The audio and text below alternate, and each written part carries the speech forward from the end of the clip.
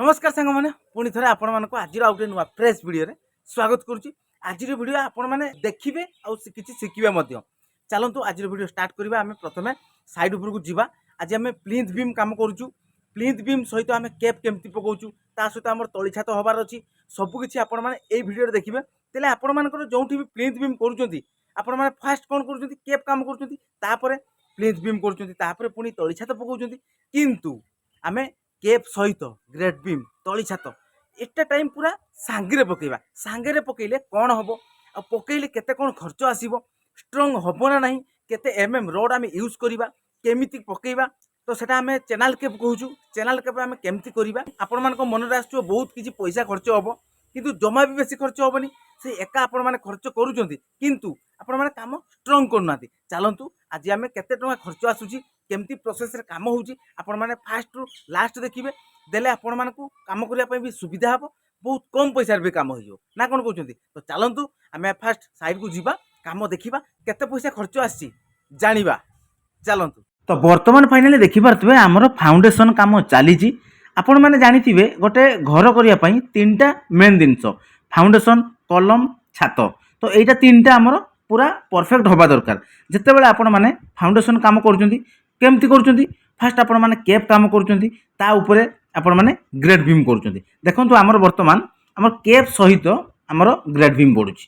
Cap सहित grade beam जोटा पडुची सेटा आपण मानकर चैनल केप कहि परिबे। देखंतु प्रत्येक कॉलम जोंटी अछि आपण मानकर जोटा मेन कॉलम तो सेही जगह रे हमें गोटे गोटे केप देइछु। प्रत्येक मेन कॉलम रे आपण माने केप दियंतु। लेफ्ट कॉलम रे आपण माने देबा किछि आवश्यक नाही। से वाला सिस्टम रे देखंतु हमर ग्रेड बीम रोड जाली सहित हमर केप जाली पूरा बांधिबा कंप्लीट हेई आसिलानी। सेपटे भी हमर बांधा चलीची। आपण माने भाबुथिबे एमती काम कले आपण मानकर अधिका खर्च हबो किछि भी अधिका खर्च नाही। देखंतु हमर ग्रेड बीम पडिबो ता तले हमर पीसीसी आमे देइछु। पीसीसी काहे देइछु आपण मानकर तली छात सहब माने पीसीसी तले दबा निहाती दरकार काहे ना दुई साइड रे हमर 3 इंच रे ईटा जुड़े हबो। जदि आमे पीसीसी न दोजु सेमती माटी ऊपर तो आमे 3 इंच जुड़ी करि परिबु नाही। तेनु तले 2 इंच रे पीसीसी दबा। प्रत्येक केप जोंटी अछि 3 फुट बाय 3 फुट करंतु 2 फुट रे 2 फुट करंतु तापरे हमर रोड बाइंडिंग चलची। देखंतु ग्रेड बीम रे आपण माने साधारणतः केते एमएम रोड यूज करचंती मिनिमम 12 एमएम। देखंतु हमर 4 पीस 12 एमएम लागिची पुणी 16 एमएम लागिबो गोटे पीस से पूरा तळे दिया जिवो। तो एमती प्रोसेस रे हमर रोड बाइंडिंग चलीची। ये होची आपण मानकर 1200 स्क्वायर फुट घर। या भितरे 3टा रूम अछि बाथरूम गोटे अछि सीढ़ी अछि आपण मानकर डाइनिंग हॉल अछि तापरे आपण मानकर ठाकुर घर अछि रुसई घर अछि सब किछि अछि हला। एपटे हमर सीढ़ी 2टा रूम बाथरूम सेपटे गोटे रूम अछि पुन ठाकुर घर सेपटे मु देखैबी आपण मानकू।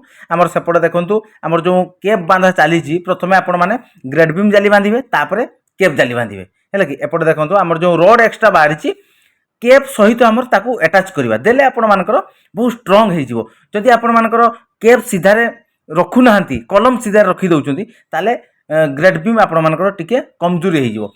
एई भलिया प्रोसेस रे देखंतु हमर केप चलची सब बाघुआ जाली करा हैछि एमती पूरा यू टाइप रे तळे आमे फास्ट 5-5टा लखाए 10टा माने 10 पीस रोड तळे देई दिछु पुनी ता ऊपर 10 पीस देकी बांधुछु। सब हमर 8 एमएम रे रिंग अछि आपण माने भी जोंठी भी करूचंती मिनिमम तो 12 इंच रे काम करूचंती। ग्रेड बीम रो हाइट तळी छात भी आपण माने पकांतु परे आपण माने न पस्तांतु बुझी पाले। तो ग्रेड बीम परे भी आपण माने कोन करूचंती पुणी बाली फिलिंग करूचंती पुणी ढळई दउचंती ता ऊपर आपण माने टाइल्स पकाउचंती। एई भलिया चैनल केप करके आपण माने तळी छात पकई दियंतु आपण मानकर बहुत सारा स्ट्रांग हबो। देखंतु एई भलिया हमर एटा हॉल अछि पूरा सेपटे हमर फ्रंट रे सीढ़ी घर सेपटे हमर रुसई घर हबो। एटी फ्रंट एटा हछि फ्रंट तो सीढ़ी घर डाहाण को रहउची बाको हमर रुसई घर रहउची तापर एंट्री कला परे डाइनिंग रहउची। ए होची रुसई घर आपण मानकर एपटे देखंतु डाइनिंग सेपटे गोटे रूम अछि पुणी डाहाण को 2टा रूम अछि बाथरूम अछि। ए भलिया सिस्टम रे हमर काम चलची याको रोड बाइंडिंग पूरा कंप्लीट दबा तापरे 3 इंच रे हमें केमती कोन प्रोसेस रे इटा जुड़ी करूचु तो इटा जुड़ी कला परे केमती लागुची तापरे पुणी तळी छात पडिबार अछि सब किछि आपण माने देखिबे। तो एबे आपण माने देखि परथबे हमर 3 इंच रे इटा जुड़ी चलीची।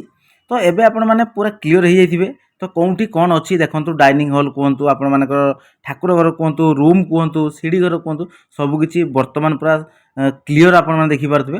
तो इटा जुड़ी आमे 3 इंच रे काहे की करूचु भीतर साइड देखंतु 2 पार्ट लखाय आमे जुड़ेई करूचु एथि पई करूचु ता भीतर बाली फिलिंग हबो।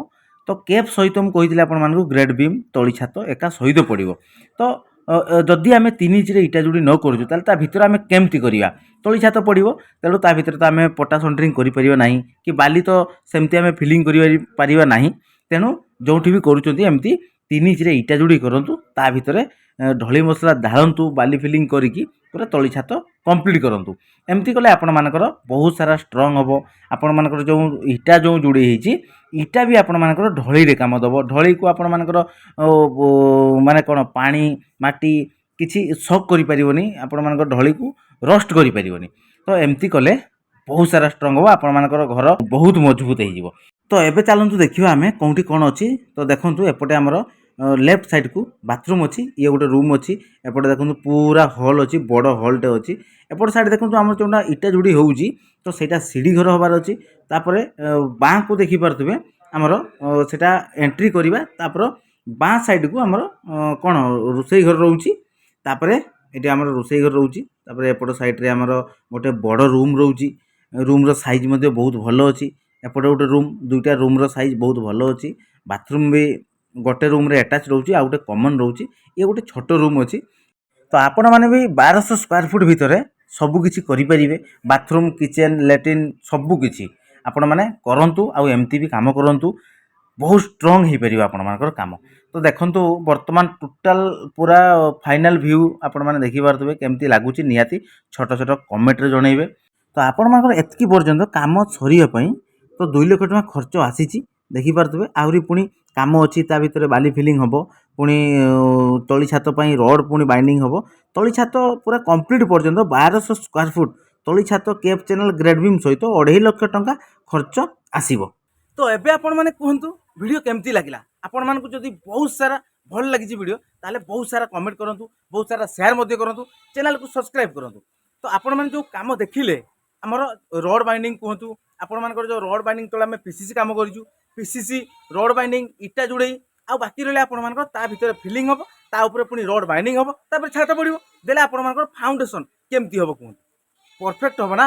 आपणकर फाउंडेसन पूरा गोटे लेयर रहा, आपणकर माने क्रैक आसबनी, सतना मिछ कहूँ। तो एति पर्यंत कम हाँपाई 2.5 लक्ष टका खर्च आसी।